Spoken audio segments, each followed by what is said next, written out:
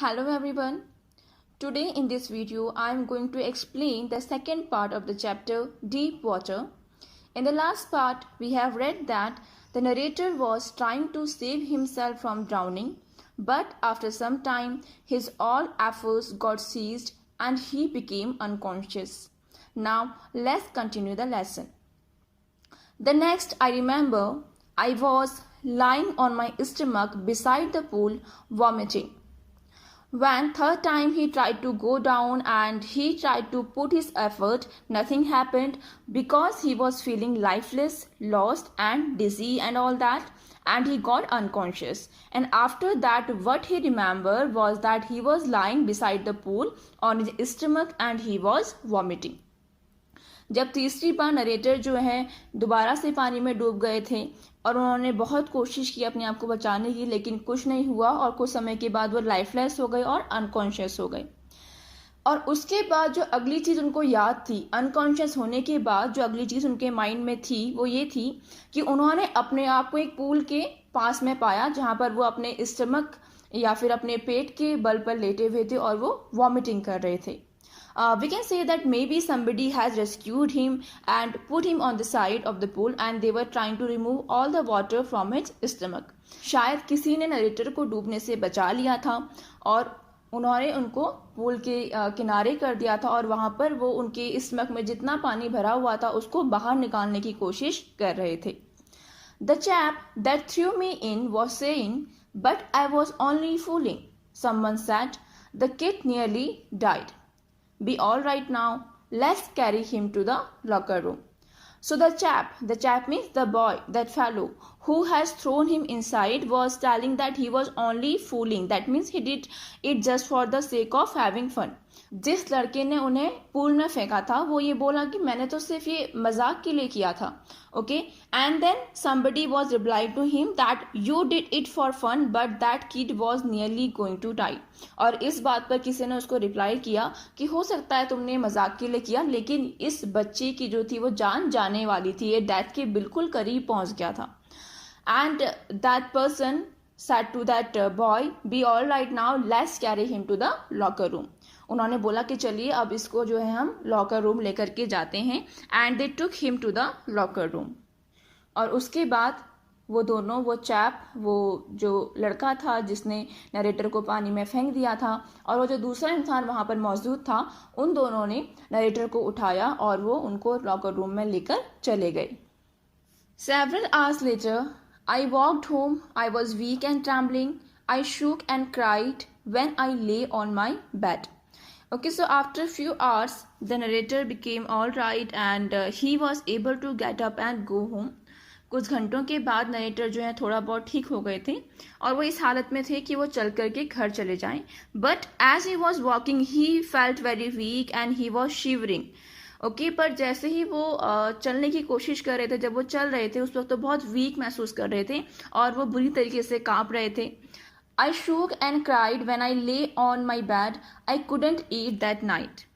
And when he reached home and lied on his bed, these thoughts overpowered him and he started crying. Even he did not have his food that night. Okay, पर जब जो narrator हैं वो घर पहुंचे और जब वो अपने बेड पर लेटे हुए तो बहुत बुरी तरीके से कांप रहे थे और वो बहुत रो रहे थे. और जो थॉट्स थे, जो डूबने के थॉट्स थे, वो उनके माइंड पर इतने ज़्यादा हावी थे कि उस रात उन्होंने अपना खाना भी नहीं खाया. For days a haunting fear was in my heart. The slightest exertion upset me, making me wobbly in the knees and sick to my stomach. After that misadventure, that haunting fear was in his heart for days. Okay, उस miss adventure के बाद, उस बुरे हादसे के बाद, वो जो हॉन्टिंग फियर था, वो डराने वाला जो डर उनके मन में बैठ गया था, वो कई दिनों तक उनके मन के अंदर बैठा रहा. Even the slightest exertion upset him. That means whenever he tries to put some pressure on himself, he would feel wobbly in his knees. That means his knees would become shaky. And he would feel sick to his stomach.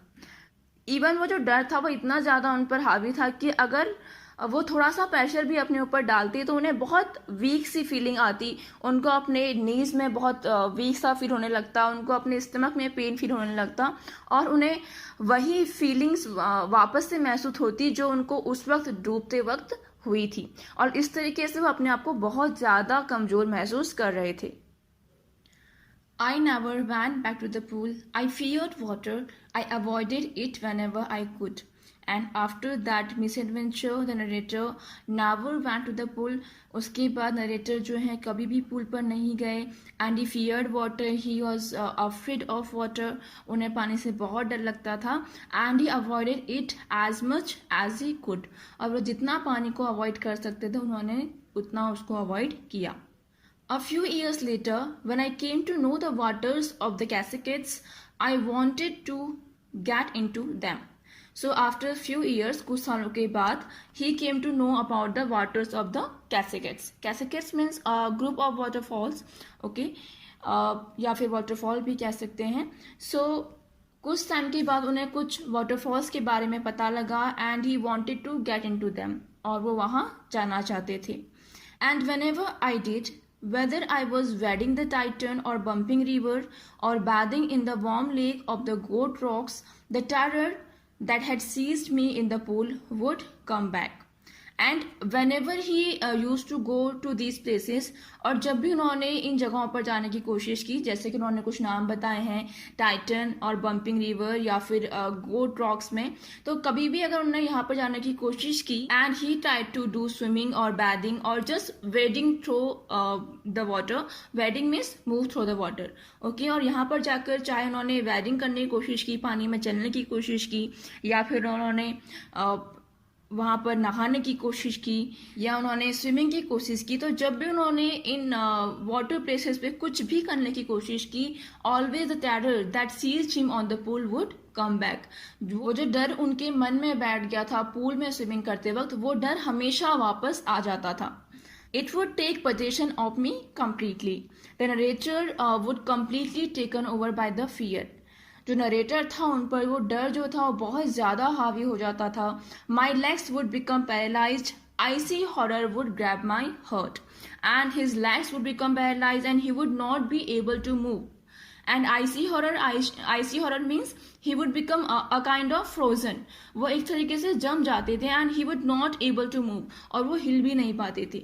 Okay, जब भी उन्होंने किसी water place पर जाने की कोशिश की तो हमेशा वो जो पुराना डर था वो वापस से उनके मन में बैठ जाता था, वापस से उनके मन में आ जाता था, और फिर उनके जो लेग्स थे वो पैरालाइज हो जाते थे, वो बिल्कुल भी मूव नहीं करते थे. और वो जो आईसी हॉरर था, आईसी हॉरर मीन्स ऐसा डर जो उनको बिल्कुल फ्रीज कर दे, जो उनको बिल्कुल जमा दे, वो उनके हार्ट में बहुत ज़्यादा बैठ गया था और उस वजह से वो फिर मूव भी नहीं कर पाते थे. This handicap stayed with me as the years rolled by. So here the narrator is saying handicap. Handicap means disability. So here he is calling the fear of water as disability. Okay, यहाँ पर जो उनको पानी से डर लगता है उसको वो disability की तरह मान रहे हैं, उसी के लिए उन्होंने handicap word यूज किया है. And he says that this handicap, this disability stayed with him as the years rolled by. Okay, ये जो disability थी उनके साथ बहुत सालों तक ऐसी ही बनी रही.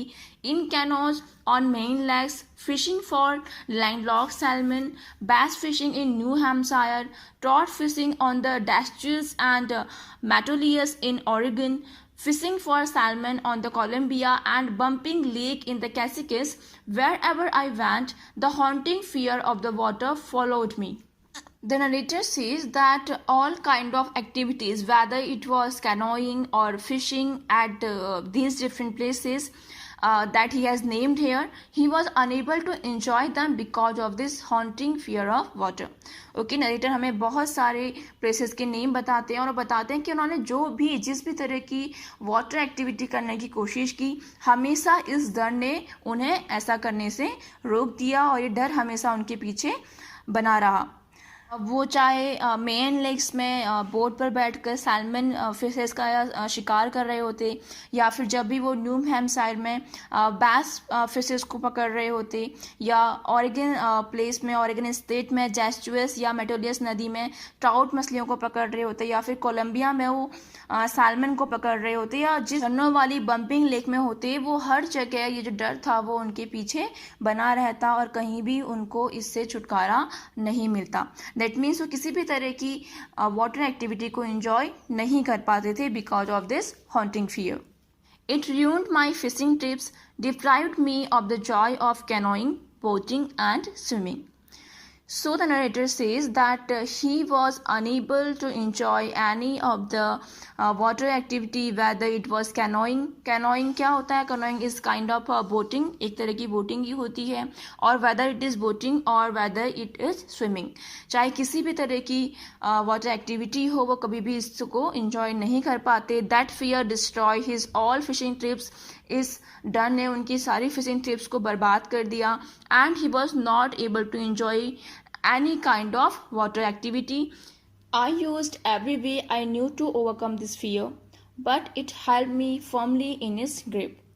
He tried to do everything to get rid of that fear, but that fear always overpowered him. Okay, narrator ने हर तरीके से कोशिश की कि वो उस फियर पर काबू पा लें, उसे ओवरकम कर लें, लेकिन वो जो डर था वो उनको और ज़्यादा मजबूती से पकड़ता जा रहा था. Finally, one October, I decided to get an instructor and learn to swim. So finally, on 1st October, he decided to learn swimming and he appointed an instructor to teach him. Finally, 1 अक्टूबर को narrator ने decide किया कि मुझे अब swimming जो है वो सीखनी है, और उन्होंने अपने लिए एक इंस्ट्रक्टर को अपॉइंट कर लिया. I went to a pool and practiced 5 days a week, an hour each day. So he used to practise 5 days a week. वो एक वीक में, एक सप्ताह में पूरे 5 दिन प्रैक्टिस करते थे. And every day he used to spend 1 hour for practising, और हर दिन वो 1 घंटा प्रैक्टिस के लिए दिया करते थे. The instructor put a belt around me, a rope attached to the belt went through a pulley that ran on an overhead cable. He held on to the end of the rope and we went back and forth across the pool, hour after hour, days after days, week after week. So how did the instructor teach him? Instructor ने उन्हें कैसे swimming करना सिखाया? Actually he used to put a belt around him.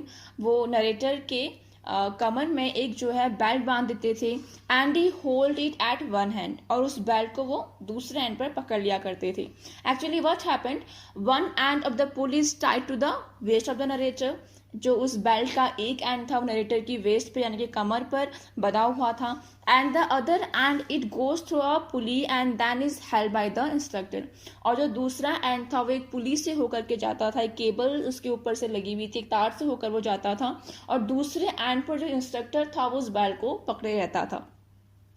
So he used to hold on one end and the narrator used to swim back and forth. That means he used to go one side and come back, and in this way this used to be done for many times. So जो instructor था वो उस belt के, जो कि narrator की कमर पे बंधी हुई थी, उस बेल्ट के एक एंड को पकड़े रहता था, और नरेटर जो है उस पूल में back and fourth that means आगे पीछे स्विमिंग करता था. एंड इस तरीके से वो कई बार प्रैक्टिस करते थे. That means hour after hour, day after day and week after week. Okay, he practise in this way for several times and for a very long period. उन्होंने इस तरीके से कई दिन तक प्रैक्टिस की. On each trip across the pool, a bit of the panic seized me. So whenever he tried to go across the pool, he is saying that a bit of the fear seized him. तो जब भी जो narrator हैं वो practice करते थे और जब भी वो पूल को पार करने की कोशिश करते थे, तो हमेशा एक पॉइंट पर उनको वो डर, पुराना जो उनके मन में डर बैठा हुआ था, वो दोबारा से उनके मन में वापस आता था. हमेशा वो उस डर को फील करते थे. Each time the instructor relaxed his hold on the rope and I went under, some of the old terror returned and my legs froze. So sometimes the instructor would loosen his grip and the narrator would go under the water, and when he went under the water, what happened? His fear came back and his legs would freeze. Okay जब भी जो instructor है वो अपनी grip को हल्का सा loose करता और जो नरेटर है वो पानी के थोड़ा अंदर जाता, तो हमेशा वो जो पुराना डर था वो वापस से नरेटर के मन में आ जाता और मूव नहीं कर पाते थे और उनके जो पाँव थे वो फ्रीज हो जाते थे, पैरालाइज्ड हो जाते थे. It was 3 months before the tension began to slack. So it took at least 3 months for him to lessen the amount of fear that he had, and he was able to learn swimming. और लगभग उनको इस डर को कम करने में पूरे 3 महीने का समय लगा और after 3 months he was able to swim properly. और लगभग 3 महीने के बाद वो स्विमिंग कर पाए. Then he taught me to put my face under water and exhale, and to raise my nose and inhale. The instructor taught him all the dynamics of swimming. जो instructor थे उन्होंने नरेटर को हर तरह के dynamics सिखाए, swimming के हर तरह की ट्रिक्स सिखाई. That is how when you have to exhale you have to go under water, and when you have to inhale you have to come out of the water. Okay उन्होंने सिखाया कि swimming करते वक्त उन्हें कैसे inhale means सांस लेनी है और कैसे एक्सेल करना है, कैसे सांस छोड़नी है.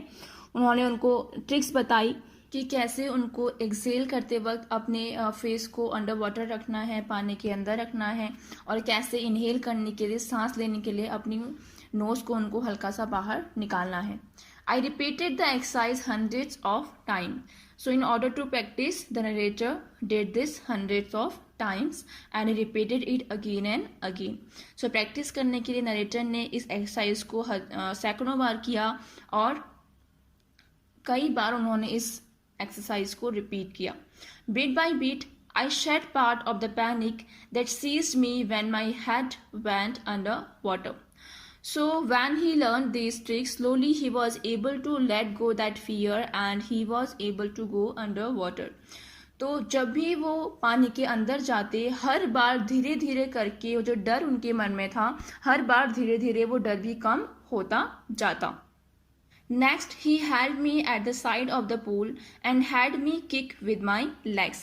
So first the instructor taught him how to breathe while swimming and then he taught him how to kick with his legs. उसके बाद इंस्ट्रक्टर ने उनको सिखाया कि कैसे उनको स्विमिंग करते वक्त अपने पाँव को चलाना है. For weeks I did just that. और कई हफ्तों तक, कई वीक्स तक नरेटर ने सिर्फ यही प्रैक्टिस की.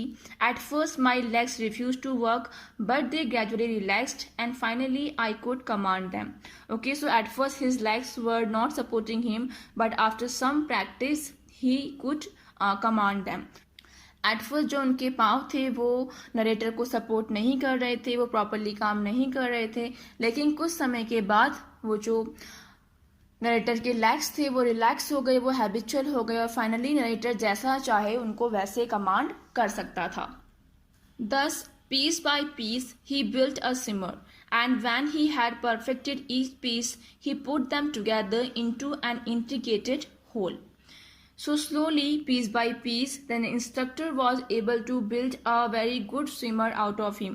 तो ऐसे धीरे धीरे piece by piece जो है टैक्टिक्स सिखा करके जो इंस्ट्रक्टर था वो नरेटर को एक अच्छा स्विमर बना पाया. And when he had perfected each piece he put them together into an integrated whole. So he taught him all kind of tactics that a swimmer needs to know. He taught him how to inhale and exhale. He taught him how to kick the legs. He also taught him other different kinds of strokes, and then at last, after putting them all together, he was able to build a perfect swimmer.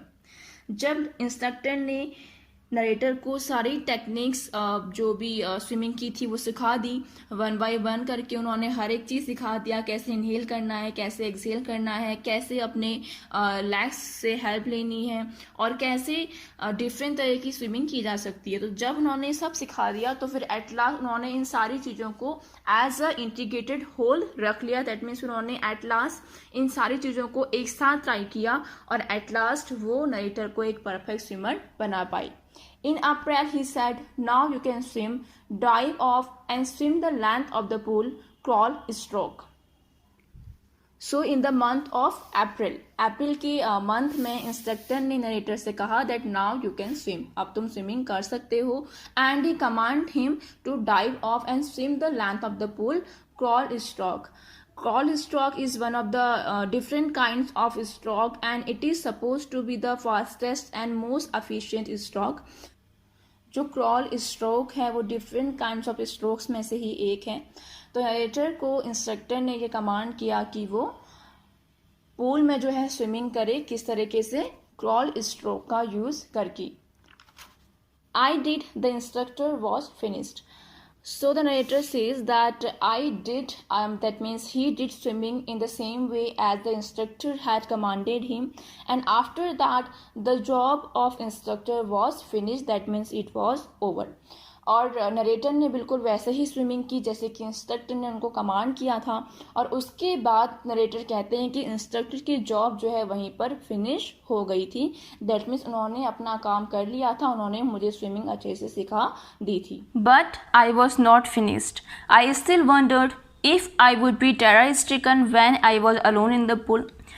So the narrator says that the job of instructor was over, but his job was still not finished, and he still feels that if he would be alone in the pool, that old fear of water will come back. Narrator कहते हैं कि instructor का काम तो ख़त्म हो गया था, लेकिन मेरा काम अभी भी ख़त्म नहीं हुआ था, क्योंकि मैं सोचता था कि अगर अभी भी मैं पूल में अकेला जाऊंगा तो मुझे दोबारा से डर लगेगा. I tried it. I swam the length up and down. So the narrator tried it. He did swimming. Narrator ने कोशिश की स्विमिंग करने की, ये चेक करने के लिए कि क्या मुझे दोबारा से पूल में जाने में डर लगता है. And when he did so, what happened? Tiny vestiges of the old terror would return, but now I could frown and say to that terror trying to scare me, well, here's to you, look and off. I would go for another length of the pool. But when he did swimming, tiny vestiges, that means a small amount of fear. Okay, he says that whenever he tried to do swimming, the fear would return in a small amount. Okay, जब भी वो swimming करने की कोशिश करते तो जो डर था वो थोड़े से अमाउंट में दोबारा से उनके अंदर उनको महसूस होता. But this time he did not gate afraid of it. लेकिन इस बार वो इससे डरे नहीं. Rather he could frown on the fear. इसके बजाय वो फियर पर गुस्सा कर सकते थे और फियर को वो कह सकते थे, look, you are trying to scare me, see what can I do. And then he cross the length of the pool. So this time he tries to terrorize the terror itself. इस बार जो narrator है वो डर से बिल्कुल नहीं डरे, बल्कि उन्होंने उल्टा डर को डराने की कोशिश की और उन्होंने डर से बात की और ये कहा कि देखो तुम मुझे डराने की कोशिश कर रहे हो, लेकिन मैं डरने वाला नहीं हूँ और देखो मैं क्या कर सकता हूँ. और ये कह के उन्होंने दोबारा से उस स्विमिंग पूल में स्विमिंग की. ओके, दैट मीन्स कि जब अब वो स्विमिंग करते थे तो उनको हमेशा थोड़ा थोड़ा डर लगता था, लेकिन जब भी उनको डर महसूस होता था वो अपने मन के अंदर ये बोलते थे कि देखो मैं तुमसे डरने वाला नहीं हूँ. दैट मीन्स वो डर से बातें करते थे और कहते थे कि मैं तुमसे डरने वाला नहीं हूँ, और ये बोल करके वो दोबारा से फिर स्विमिंग करते थे. This went on until July, but I was still not satisfied. Okay, यही चीज़ जुलाई तक चलती रही. अप्रैल में इंस्ट्रक्टर ने नरेटर को बोल दिया था कि वो अब स्विमिंग कर सकते हैं, लेकिन अप्रैल से जुलाई तक भी नरेटर जो थे वो श्योर नहीं थे, और जुलाई तक वो इसी तरह बार बार स्विमिंग पूल में जाते और बार बार स्विमिंग करते और बार बार टेरर को, फियर को ये बोलते कि मैं तुमसे डरने वाला नहीं हूँ, लेकिन अभी भी वो सेटिस्फाइड नहीं थे.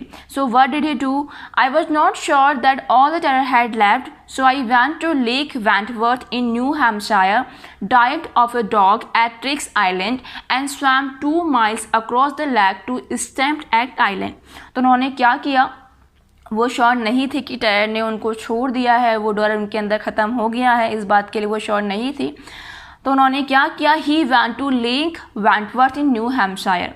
वो न्यू हैम्पशायर में लेक वेंटवर्थ पे गए, and from there he dived off a dog. Dog means एक रेज्ड एरिया, एक उठा हुआ एरिया, एक उठे हुए एरिया से ट्रिग्स आइलैंड में उन्होंने डाइव की, उन्होंने छलांग लगाई. And swam 2 miles across the lake to Stamped Act Island, and he swam for 2 miles and reached to Stamp Act Island, और उन्होंने लगभग 2 माइल्स तक स्विमिंग की और फाइनली वो कहाँ पहुँचे, वो पहुँचे स्टैम्प एक्ट आइलैंड पे।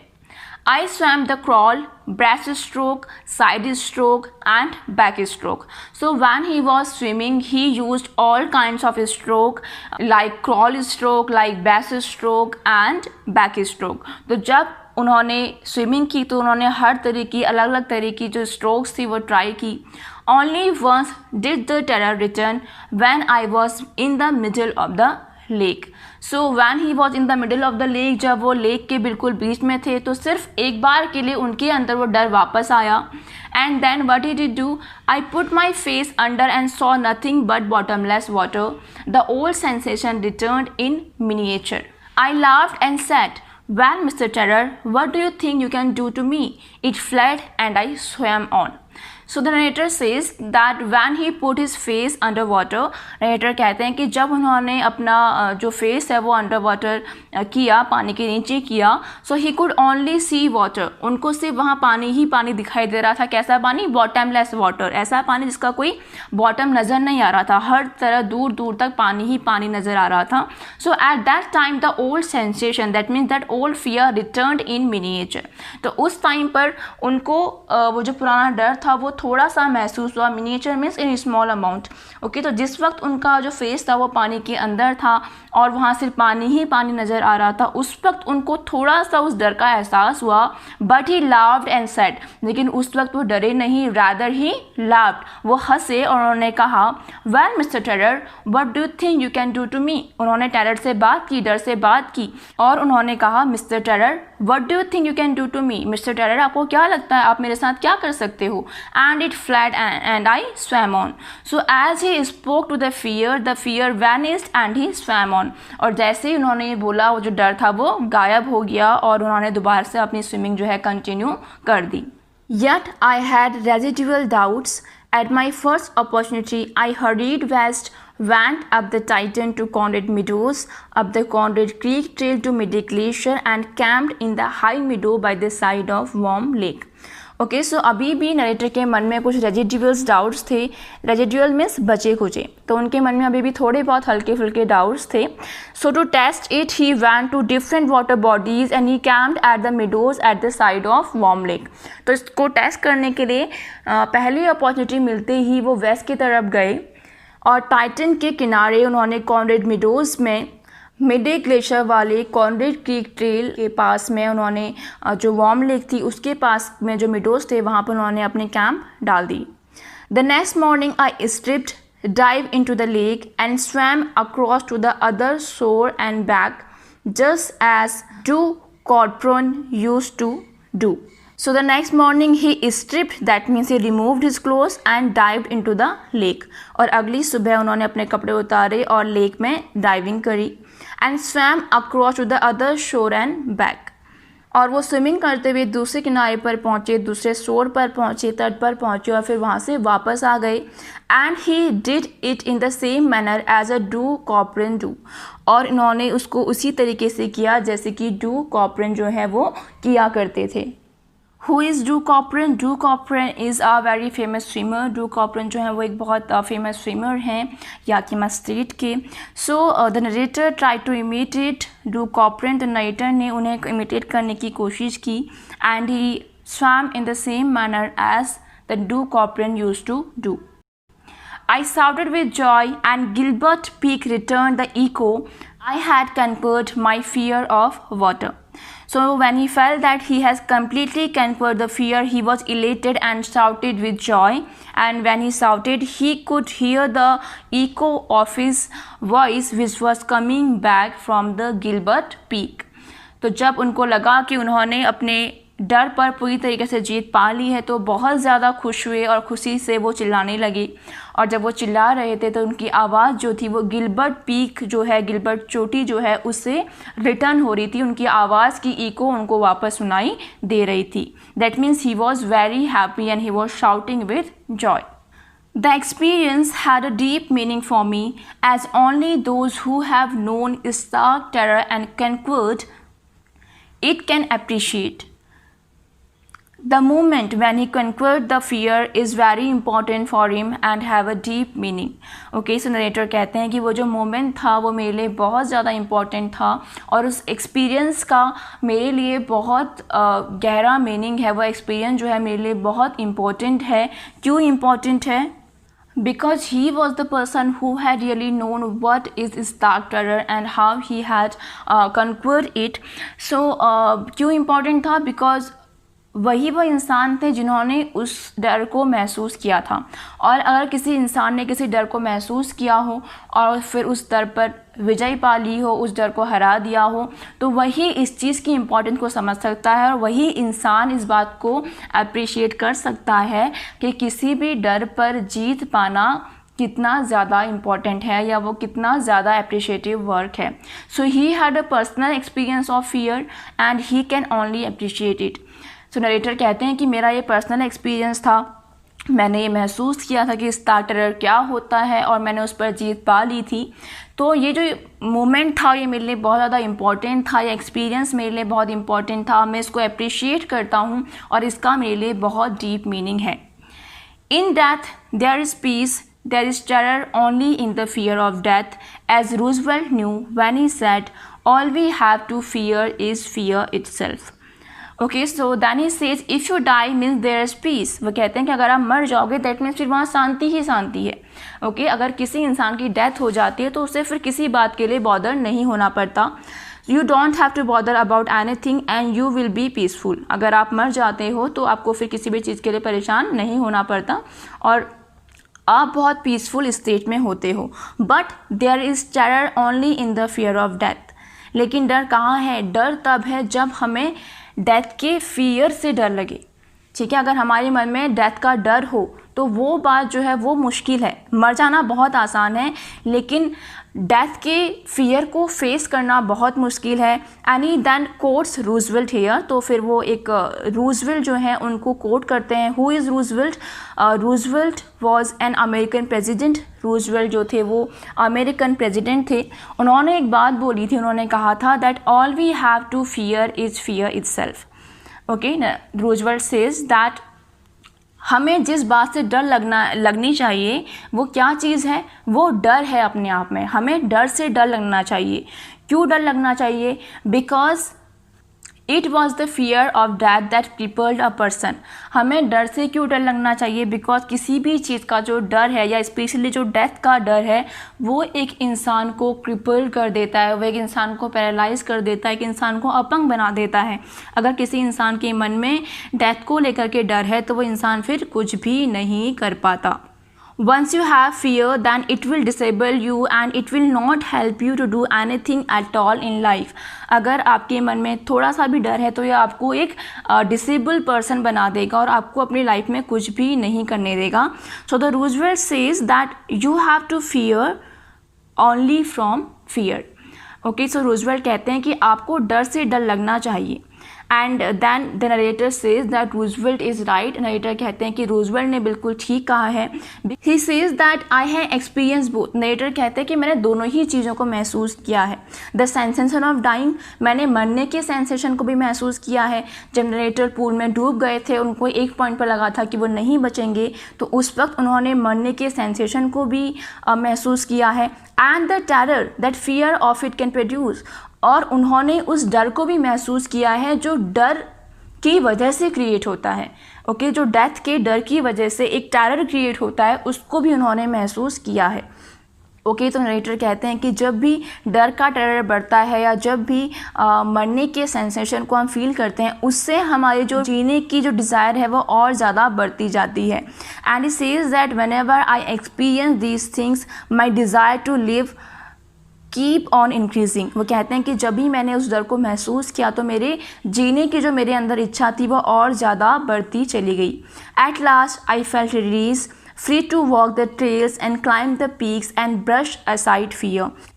The narrator finally he felt release from fear and he was free. Finally जो नरेटर हैं वो अपने आप को फ्री महसूस करते हैं, अपने आप को डर से रिलीज्ड महसूस करते हैं. अब उनके मन में बिल्कुल भी डर नहीं है. And now he is free to go anywhere on any route. Trails means route. Okay, और अब वो किसी भी जगह पर जाने के लिए बिल्कुल फ्री हैं. and he is free to climb any peak and he could easily brush aside fear.